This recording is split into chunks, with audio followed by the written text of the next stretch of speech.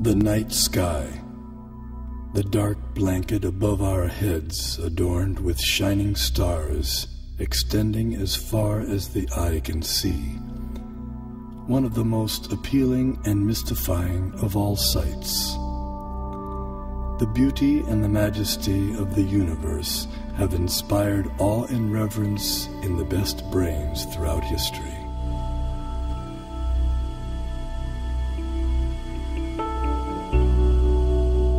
There is a perfect brain behind all the natural physical laws.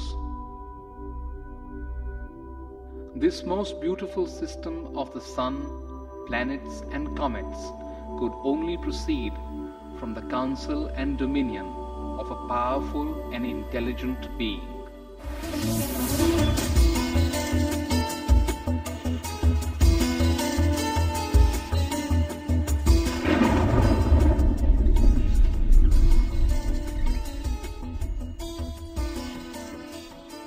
Please describe the symptoms of this manifest world. What is its background? How is it created? How is it conserved? And under whose control is all this being done? Many millennia ago, an advanced civilization revealed the mystery of the origin and nature of the cosmos. The term Vedic refers to the civilization of ancient India. Angkor Wat, the world's largest temple complex, with walls nearly 1/2 mile on each side, was built between 1112 and 1150 AD in Cambodia. Astronomy and Vedic cosmology are inseparably entwined at Angkor Wat. The central towers represent Mount Meru, the cosmic axial mountain. The 5 internested rectangular outer walls and moats indicate chains of mountains enclosing the world and the cosmic oceans beyond. Science Journal noted that Angkor Wat had encoded precise calendrical, historical, and cosmological themes into the architectural plan for the temple. As many as 18 astronomical alignments have been identified within its walls. Rarely in history has any culture given rise to a structure that so elaborately and expansively incorporates its concept of the cosmos. Similar integration of cosmology and architecture is seen in the massive Indonesian temple at Borobudur. The temple was laid out using the ancient method of Vastu Purusha Mandala. This square diagram harmonizes architecture with the annual movements of the celestial realm. The temple was constructed sometime around 775 AD.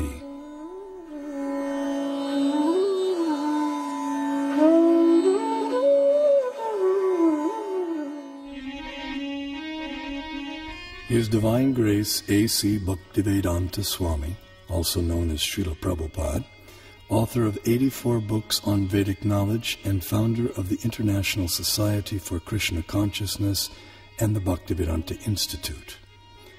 He desired to erect the world's largest planetarium depicting Vedic cosmology through modern technology. He hoped that this gigantic virtual 3D animated model would give the contemporary world access to the Vedic cosmos.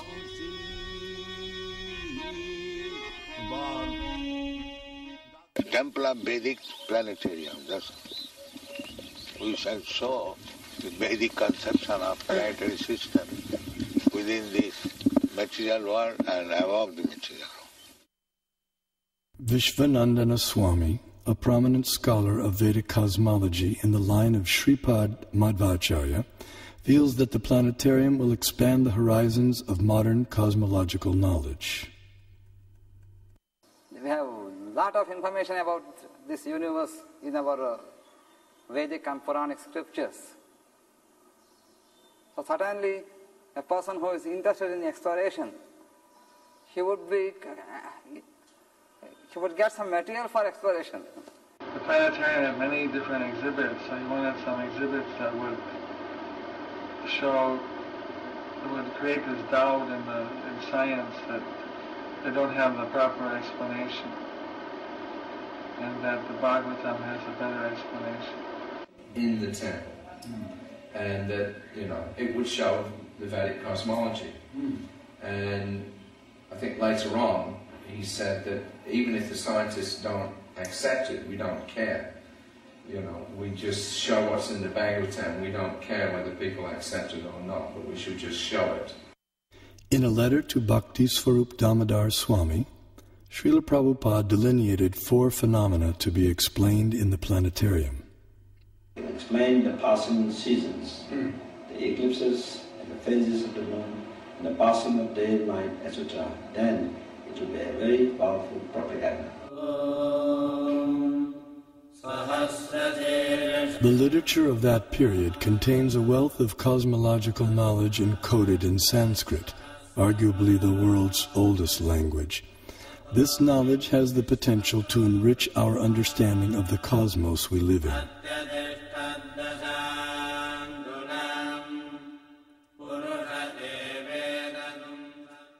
A fundamental principle of Vedic cosmology is the existence of a dual reality, material and non-material. Here we see the non-material sky filled with innumerable planets of permanent stature. Among these, the topmost planet, Goloka, is shaped like a lotus flower, and it is here that the super-intelligent designer of the cosmos, Sri Krishna, resides with his associates. Although knowledge of the non-material realm remains beyond ordinary perception, the Vedic knowledge of the material cosmos has been recognized as extraordinary by many eminent Western thinkers. As in Hindu mythology, it is a continual dance of creation and destruction involving the whole cosmos, the basis of all existence and of all natural phenomena. Long before it became a scientific aspiration to estimate the age of the earth, many elaborate systems of the world chronology had been devised by the sages of antiquity. The most remarkable of these occult timescales is that of the ancient Hindus. Indian cosmologists, the first to estimate the age of the earth at more than 4 billion years, they came closest to the modern ideas of atomism, quantum physics.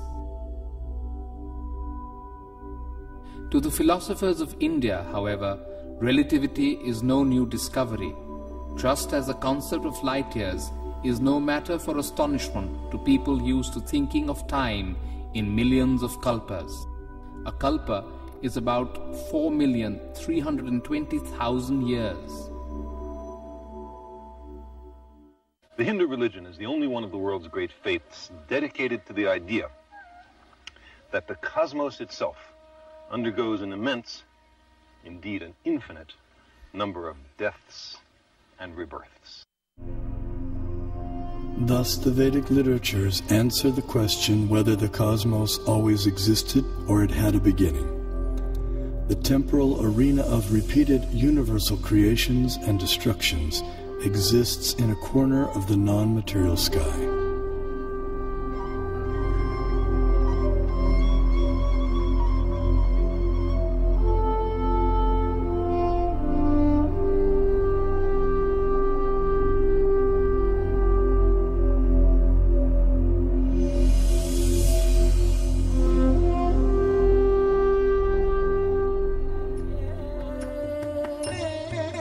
This material nature, which is one of my energies, is working under my direction, O son of Kunti, producing all moving and non-moving beings.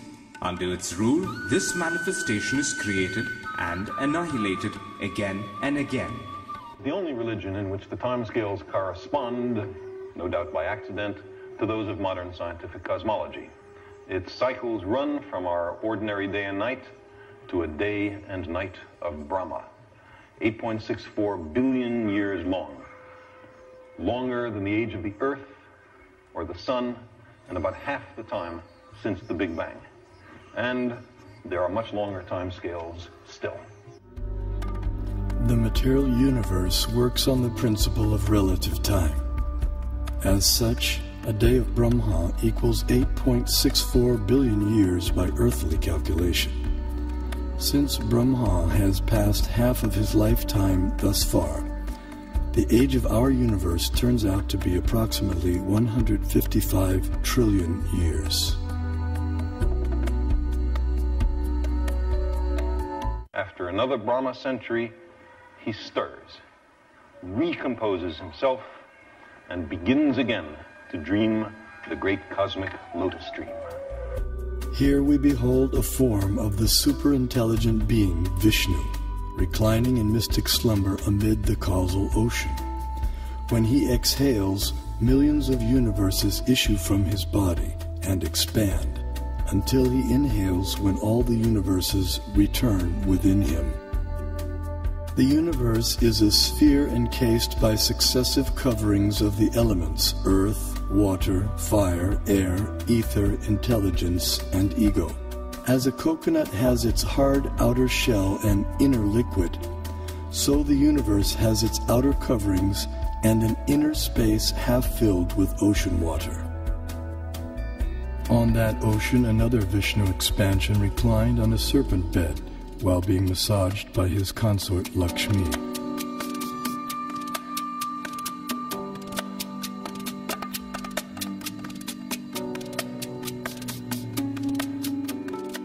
From his navel arose a lotus on which Brahma was born. Initially, the universe was pitch dark and Brahma engaged in meditation. Then he was empowered to create the universe. This account of creation may appear fantastic to some, but modern scientific theories also require fantastic leaps of faith to explain the origin of the universe. This is evident from the words of eminent physicist Stephen Hawking. Either we have failed to see 99% of the universe, or we are wrong about how the universe began. Vedic cosmology explains that the universe is made up of 14 vertically arranged planetary systems, or lokas. Each system resembles a galaxy and comprises stars, planets, and other celestial bodies. The topmost planetary system is Satyaloka, the abode of Brahma, which is at a height of 1.87 billion miles above Earth. Below this Satyaloka planetary system is the Tapaloka planetary system, the abode of the ascetics, which is at a height of nearly 1 billion miles above the Earth. Here the ascetics live in a solitary, serene environment conducive for yoga and meditation on transcendence. Their disciplined life of joyous austerity prepares them for returning back to the non-material world.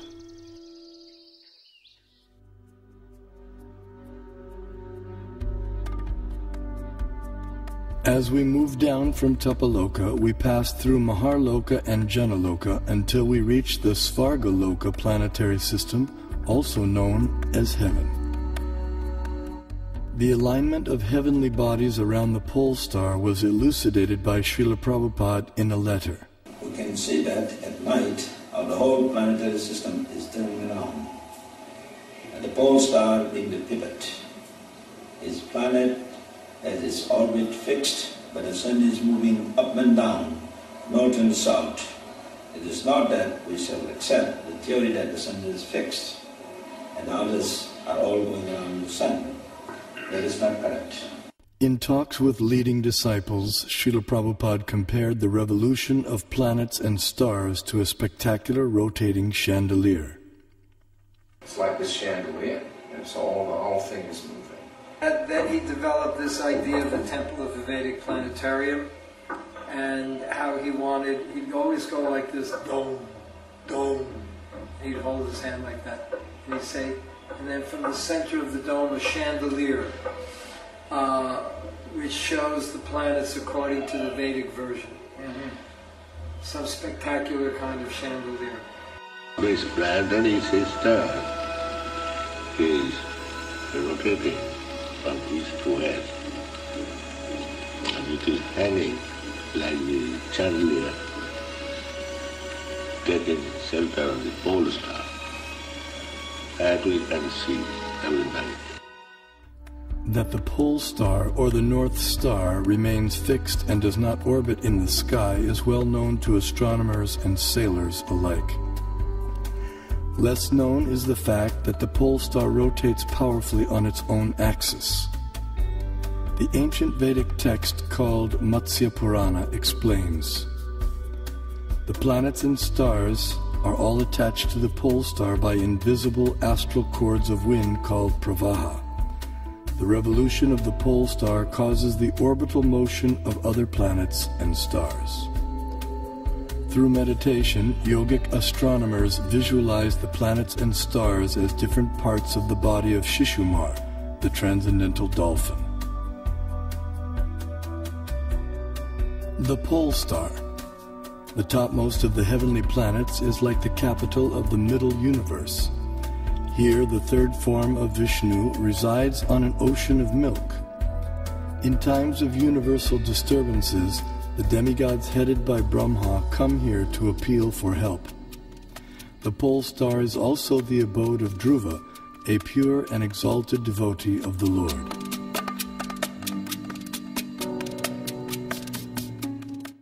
Now let's look at the workings of our solar system. The mainstream scientific notion has been to portray the solar system as heliocentric or sun-centered. In the Vedic geocentric model, the sun, planets, and constellations revolve around the Earth in an approximately 24-hour period. What may surprise many is that a geocentric or Earth-centered model is also capable of explaining the cosmic phenomenon with equal, if not better, accuracy, as is confirmed by many eminent scientists. Either CS could be used with equal justification. The two sentences, "the sun is at rest and the earth moves," or "the sun moves and the earth is at rest," would simply mean two different conventions concerning two different CS. We know that the difference between a heliocentric theory and a geocentric theory is one of relative motion only, and that such a difference has no physical significance. Obviously, it matters little if we think of the Earth as turning about on its axis, or if we view it at rest while the fixed stars revolve around it. Geometrically, these are exactly the same case of a relative rotation of the Earth and the fixed stars with respect to one another. Although the heliocentric model has been widely propagated, it has never been proven. There is no planetary observation by which we on Earth can prove that the Earth is moving in an orbit around the Sun. Mathematically, there is nothing wrong in this system because we are observing from the Earth and it is the relative motion that really matters. So if you assume that the Sun goes around the Earth, there is nothing wrong because it's a question of relative motion. The Vedas give amazing information about the Sun. Do you know what energy runs the Sun? Is it nuclear fusion? Is it volcanic energy? The Vedas say it is water. Yes, water. The Sun evaporates water from all over the creation and uses it as fuel, just as lightning uses moisture. Modern science knows that sunlight contains many types of rays, such as ultraviolet, infrared, gamma rays, X-rays, etc. The Vedas describe that sunlight contains 100,000 different types of rays, each possessing specific subtle properties. Just as in a house, electricity regulates coolness, heat, light, sound, etc., so the sun's rays control heat and cold, day and night, summer and winter, darkness and light throughout the universe. The Vedic geocentric model explains how the Sun moves around the pole star situated vertically above Earth's North Pole. As the Sun goes around the Earth globe, we experience day and night. The stationary Earth, unlike the pole star, does not revolve on its own axis, though it is slightly tilted toward the pole star. During summer in the northern hemisphere, the North Pole experiences 6 months of daylight. Conversely, during summer in the southern hemisphere, the South Pole experiences 6 months of daylight. These 6-month periods correspond to a day and night for the demigods living in the heavenly planetary system. Vedic cosmology accounts for this phenomena by the vertical motion of the sun, technically called Uttarayana and Dakshinayana. The sun moves upward on an incline for half a year and then downward for the next half.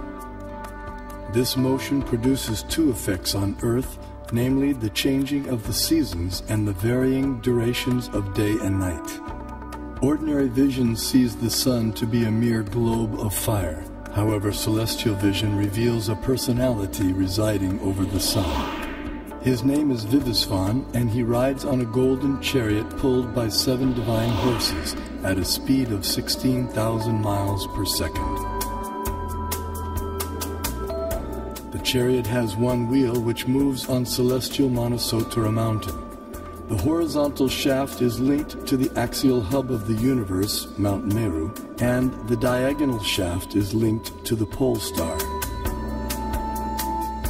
With each circular path, the wheel gradually moves laterally inward for 6 months and then outward for 6 months. Similar to the chariot's vertical motion, this lateral action fine-tunes seasonal changes on Earth. When the orbital motion of the sun is viewed from above, its illumination is seen to extend out to half of the greater Earth plane.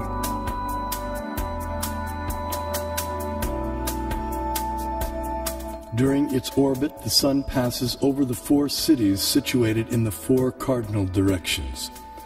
The city over which the sun is passing experiences noon, and the city in the opposite direction experiences midnight. The 2 other cities experience sunrise and sunset. The zodiac is a conceptual celestial plate encompassing the entire sky. Like the face of a clock, the zodiac is divided into 12 divisions of 30 degrees each, called signs of the zodiac, or rashis. Each named according to the constellation of stars residing within them. These signs serve as a set of reference markers for measuring the movements of the moon, sun, and the planets. The zodiac completes 1 clockwise revolution of 360 degrees in every 24-hour period. The moon travels through the zodiac, but due to its slower angular velocity, it completes only about 347 degrees in 24 hours, falling behind by about 13 degrees. The day after the new moon day, we see 1 moon phase. The next day, the moon again completes 347 degrees, and we see the moon in its 2nd phase.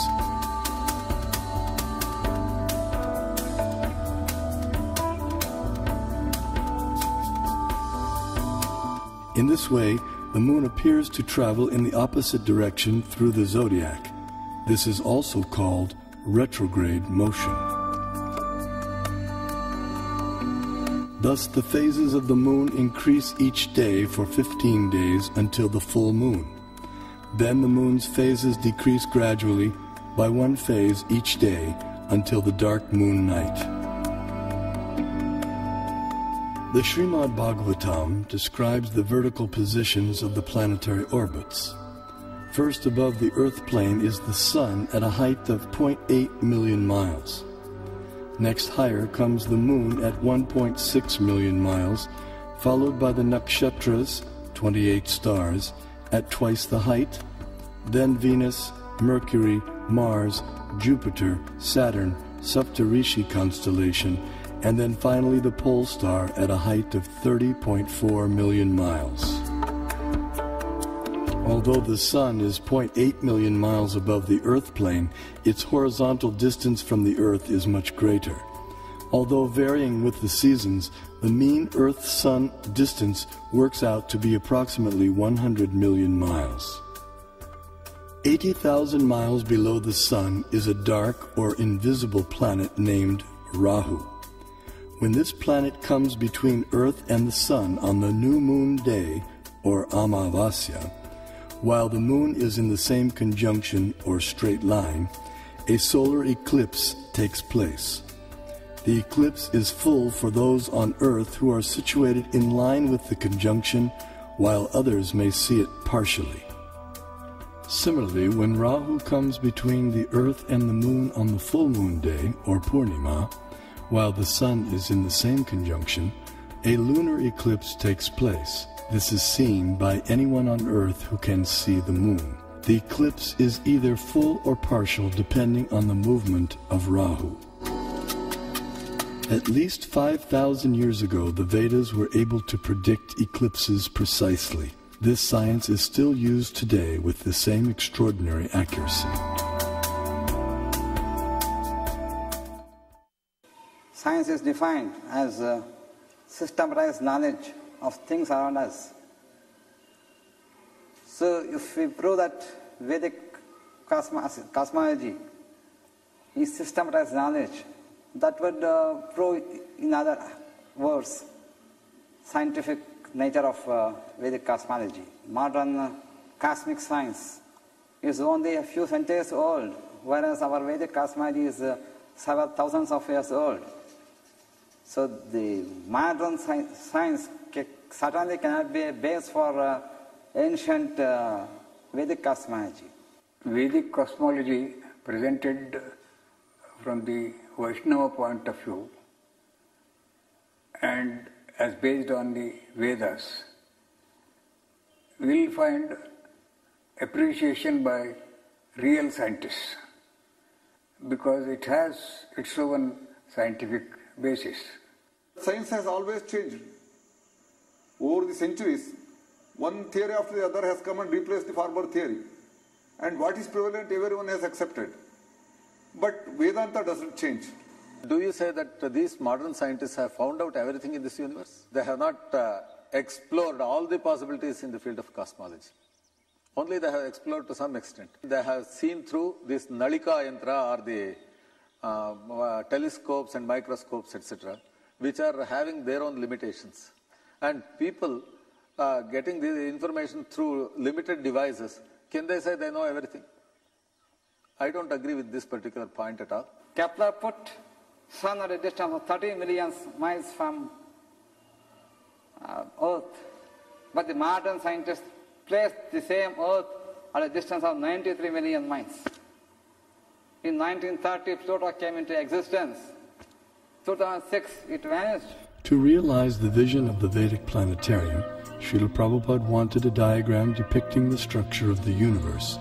To this end, he engaged devotees and artists in drawing maps according to Srimad Bhagavatam. Those three, and I was doing maps. We had some big pieces of paper, and then after this, I was there for discussions, and I would take some notes, and then try to make these maps. They were present sometimes while I was making the maps. Other times I would make the maps on my own. And I only think there were about 3 or 4 maps from Bhumandala. But, so I made this one big map. One of the maps was the concentric overview of Bhumandala. Simultaneously, Srila Prabhupada sent out leading students to find a competent Vedic astronomer. After extensive searching throughout India, finally on April 30th, 1977, a reputed South Indian pundit was brought to Bombay, India, to meet Srila Prabhupada. In the 5th canto, there is description of the planetary system. Yes. So we want a diagram. Yes. So kindly help us. This planetary system is hanging. Yes. Urdhamula Dosaka. Same thing is explained in the Srimad Bhagavatam. But how it is hanging and where a different situation of the planets and plateaus and hills. So, as far as the book is concerned, kindly make a diagram so that we shall exhibit. Because table, prepare the diagram, some other things. And during that summer of 77, Prabhupada had a lot of meetings with him and Tamal Krishna Maharaj to discuss how to do this Vedic planetarium. And they actually sent people out, they tried to get people from South India. There was a lot of effort that was made, to try to get a good concept of how to present it. But they couldn't find anybody who was able to do it, at least not to Prabhupada's satisfaction. So it was one of the things that Prabhupada left with us. Srila Prabhupada's desire for the diagram was not to go unfulfilled. That elusive map was discovered by Srila Prabhupada's disciples at the holy village of Melukote, some 50 kilometers north of Mysore, Karnataka in India. This diagram accurately depicted the entire cosmology of Srimad Bhagavatam in an ingenious yet simple rendering. The person through whom it was revealed to the world was the 19th century scholar saint Tiruvenkata Ramanuja G.R. Swami.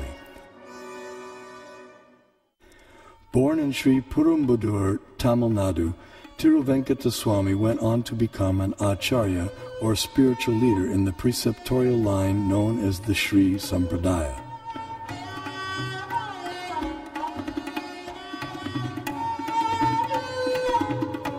He spent several years of his life in Melukote, which 900 years earlier had been the residence place of Sripad Ramanujacharya, the most prominent acharya of the Sri Sampradaya. At Melukote, in the 1,000-year-old temple, Tiruvenkata Swami studied and taught the Vedas and also worshipped the deity of Tirucheluva Narayan.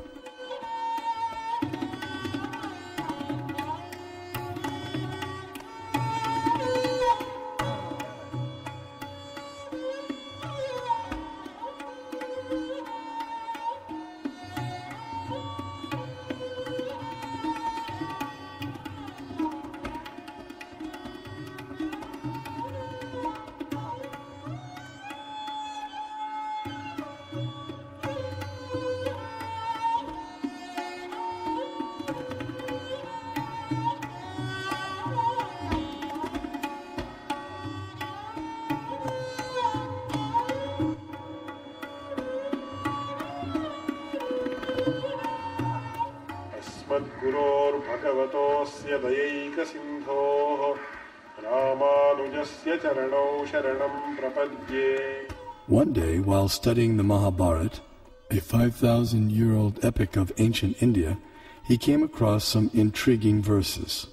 In the 5th chapter of Jambu Kanda, Bhishma Parva of Mahabharata, it is said, Sudarshanam pravakshami dvipastu gurunandana parimandalo maharaja dvipoyam chakra samstita yato hi purusha pasye darshanam mukamatmana evam sudarshana dvipo drishyate chandramandale dviramshe pipalastatra dviramshe cha saso mahan sarvaushadhi samavayes sarvata parivarita. This Bharat Khanda is called Sudarshana Dvip, since it looks beautiful to the eyes of the onlookers. Being circular, it looks like the disk of the Lord, and it is attached to cyclic time in the form of a disk presided over by Lord Sudarshana. Bharat Khanda is in the form of a globe, since all of its 4 corners are rounded like the bale fruit. When viewed from the moon, half of Bharat Khanda appears like the rabbit and a small peepal leaf, while the other half appears in the form of a big peepal leaf, with all of them surrounded by varieties of vegetation. Pondering the verses, he became perplexed. What on earth can a rabbit and peepal leaves have to do with geography or cosmography? As he sought to understand their meaning, he contemplated, meditated, and prayed.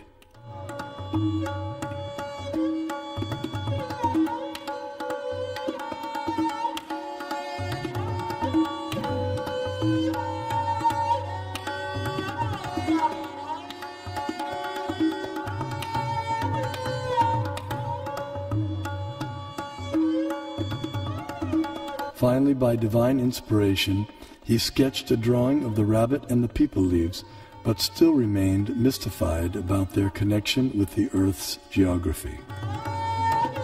Suddenly it dawned on him that if the drawing was turned upside down, the rabbit perfectly corresponded with Europe, Asia, and Africa, while the people leaves corresponded with North America, South America, and Australia. These continents comprise our Earth, which the Mahabharata calls Bharatkanda. Vishnu Purana also describes the Earth as Bharatkanda and gives its diameter as 8,000 miles. The Earth is also referred to by the name Bharatkanda in the invocation Sankalpa mantra chanted by Brahmana priests since time immemorial up until the present day. Jambudvipe Bharatavarshe Bharatakande Meroho Dakshine Pash. Vedic cosmology gives descriptions of the entire cosmos, including its subtle features.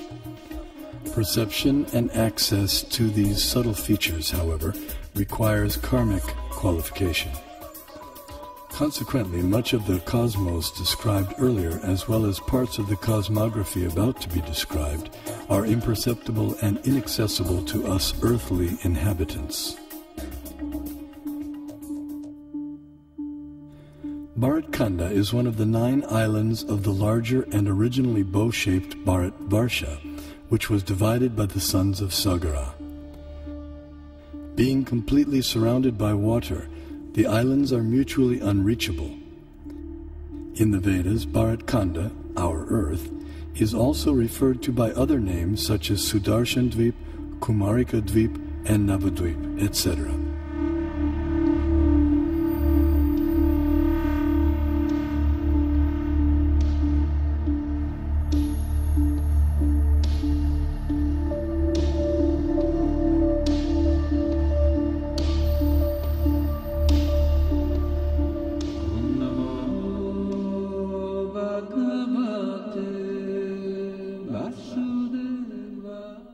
Bharatvarsha, the famous mountains known as the Himalayas are tall and immovable.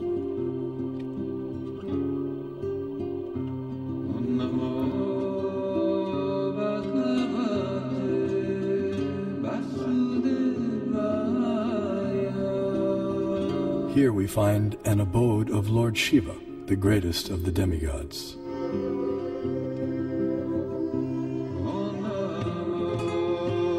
In the center of Jambudvip stands the most extraordinary divine golden mountain called Meru. Meru is shaped like an inverted cone, and it is the sporting place for the demigods. Around Meru are many supporting mountains called Kesara.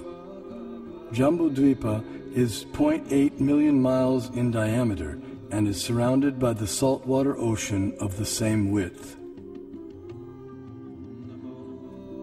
On top of Mount Meru is a resort of Brahma called Manavati.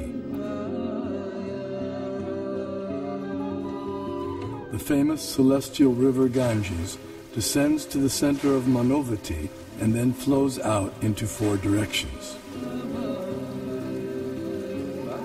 Surrounding Manavati in the 8 directions are the resort cities of the chief demigods. One of these cities is Amaravati, the resort of Indra, king of heaven. King Indra lives here in majestic opulence, attended to by musicians, dancers, and reciters. This is what you call as Brahmasarana, the place of the palace. Knowledge of Meru and the cosmography of the greater Earth has been preserved and taught carefully by learned scholars in the preceptorial line known as the Madhva Sampradaya.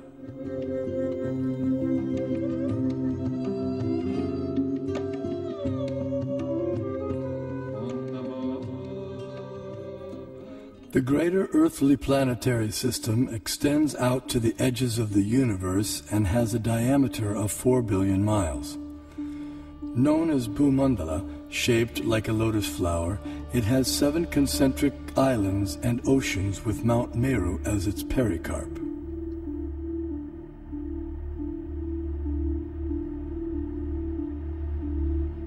The 7 oceans respectively contain salt water, sugarcane juice, liquor, clarified butter, milk, emulsified yogurt, and sweet drinking water. Sometimes Vedic cosmology is misconstrued as portraying the earth to be a flat disk. This flat earth misconception arises partly due to our inability to understand Vedic nomenclature. A single object may be referred to by several names, and a single name may refer to several objects. For example, the term earth may be used to describe at least 6 different aspects of cosmology. The earth we live on is indeed a globe, as explained by the Sanskrit word parimandale, meaning spherical, used in the Mahabharata text. The flat disk refers to the greater earthly planetary system of Bhumandala. 4 elephants of inestimable size are placed at the 4 directions for balancing the greater earth. Below the earthly planetary system are 7 subterranean realms named Atala, Vitala, Sutala, Talatala, Mahatala, Rasatala, and Patala, which do not receive sunlight and which are inhabited primarily by demoniac living entities. To reach the first one must go 80,000 miles downward through underground tunnels. At successive depths of 80,000 miles are the remaining 6 netherworlds, all of which are fully developed underground civilizations. In the 4th level downward, Talatala Loka, lives the magical architect Mayadanava, who has designed many brilliantly decorated cities where proud materialists reside.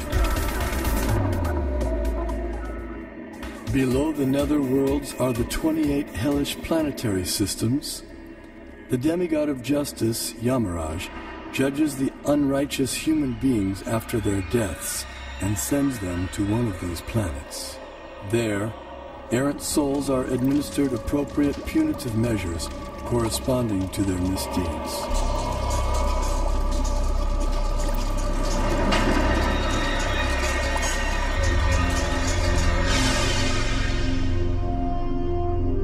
The earthly and subterranean planetary systems rest upon one of the hoods of the gigantic divine serpent, Shesha.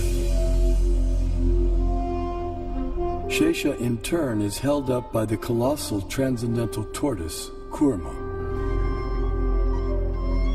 And Kurma resides in the ocean that fills half the universe.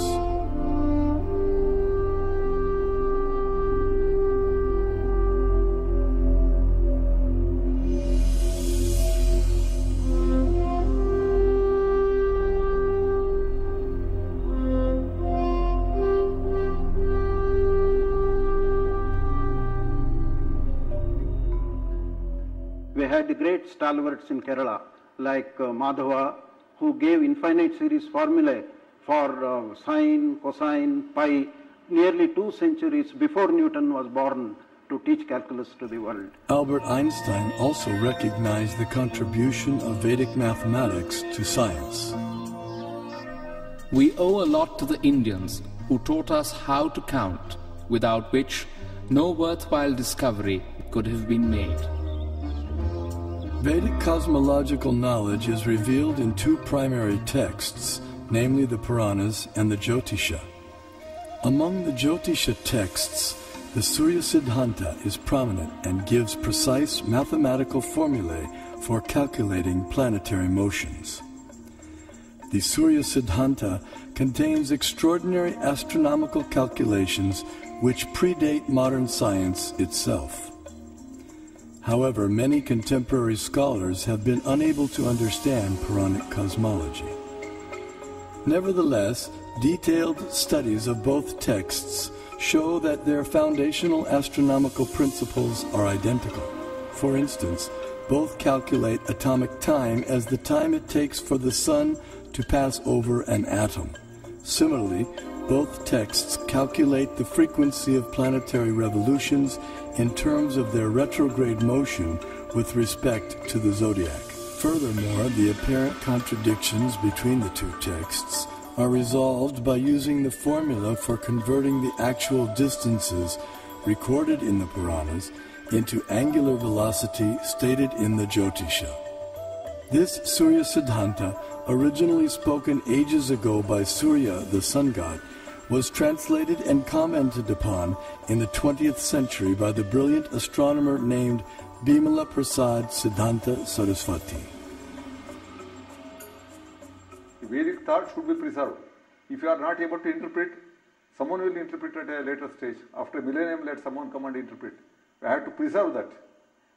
The Vedic thought, Vedic knowledge has to flow from generation to generation. I feel that there should be a planetarium strictly according to Vedic cosmology, and once the planetarium is constructed, probably at least we'll give a chance to those people to comment upon it and to discard it or to accept it, etc. Vedic planetarium apparently appears to be different from the ideas of the modern scientists. But what is more important is whether Vedic planetarium idea by itself is scientific. If it is scientific, the modern scientists will have to revise their ideas about their own planetarium. That is, planetary is required on all these things. Give you a vast knowledge of the universe and so on for so many people. So you are the one, not only the person to enjoy, you will allow all others to know about it. So that is really a commendable work and has to be done. If you construct a planetarium, according to our Bhagavatam, so a Westerner who is wise and who is after discovery, certainly he will be interested in this. There is a famous proverb, one figure is worth 1,000 words. I think I can extend this proverb. One model is worth 1,000 figures. Even if you put a number of figures, you will not get the correct picture. So if you consider a three-dimensional model, certainly you can perceive things better. Albert Brush Ford, the great-grandson of automobile magnate Henry Ford, speaks about how he became involved with the Vedic planetarium. I was in Detroit in 1976. We had purchased the Bhaktivedanta Cultural Center and had spent a year getting it fixed up, and Prabhupada came for a visit.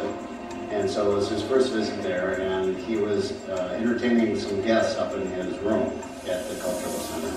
And he was explaining to them about the Vedic planetarium.